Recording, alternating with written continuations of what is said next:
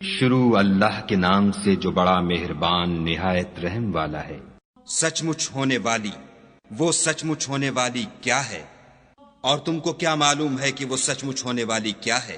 وہی کھڑکھڑانے والی جس کو سمود اور عاد دونوں نے جھٹلایا، سو سمود تو کڑک سے ہلاک کر دیے گئے، رہے عاد ان کا نہایت تیز آندھی سے ستیہ ناش کر دیا گیا۔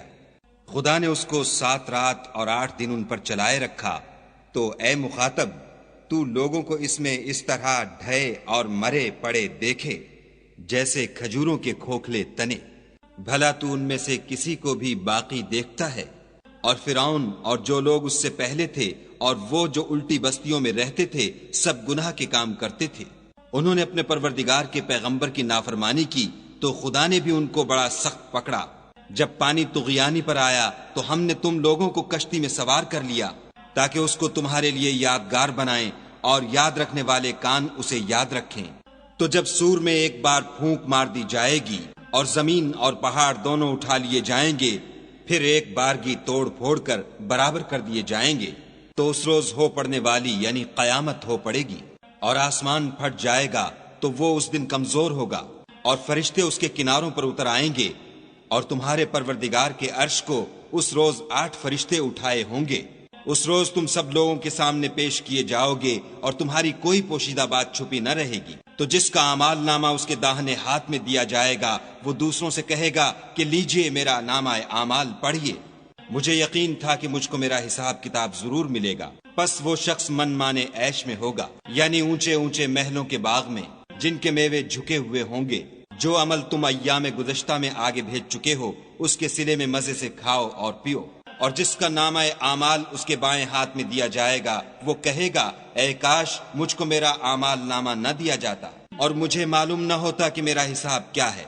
اے کاش موت ابد الآباد کے لیے میرا کام تمام کر چکی ہوتی، آج میرا مال میرے کچھ بھی کام نہ آیا، ہائے میری سلطنت خاک میں مل گئی۔ حکم ہوگا کہ اسے پکڑ لو اور طوق پہنا دو، پھر دوزخ کی آگ میں جھونک دو، پھر زنجیر سے جس کی ناپ 70 گز ہے جکڑ دو۔ یہ نہ تو خدائے جل شانہ پر ایمان لاتا تھا اور نہ فقیر کے کھانا کھلانے پر آمادہ کرتا تھا، سو آج اس کا بھی یہاں کوئی دوست دار نہیں، اور نہ پیپ کے سوا اس کے لیے کھانا ہے، جس کو گناہ گاروں کے سوا کوئی نہیں کھائے گا۔ تو ہم کو ان چیزوں کی قسم جو تم کو نظر آتی ہیں اور ان کی جو نظر نہیں آتی، کہ یہ قرآن فرشتہ عالی مقام کی زبان کا پیغام ہے، اور یہ کسی شاعر کا کلام نہیں، مگر تم لوگ بہت ہی کم ایمان لاتے ہو، اور نہ کسی کاہن کے مزخرفات ہیں، لیکن تم لوگ بہت ہی کم فکر کرتے ہو۔ یہ تو پروردگار عالم کا اتارا ہوا ہے۔ اگر یہ پیغمبر ہماری نسبت کوئی بات جھوٹ بنا لاتے تو ہم ان کا داہنا ہاتھ پکڑ لیتے، پھر ان کی رگے گردن کاٹ ڈالتے، پھر تم میں سے کوئی ہمیں اس سے روکنے والا نہ ہوتا۔ اور یہ کتاب تو پرہیزگاروں کے لیے نصیحت ہے، اور ہم جانتے ہیں کہ تم میں سے بعض اس کو جھٹلانے والے ہیں، نیز یہ کافروں کے لیے موجب حسرت ہے، اور کچھ شک نہیں کہ یہ برحق قابل یقین ہے۔ سو تم اپنے پروردگار عز و جل کے نام کی تنزیہ کرتے رہو۔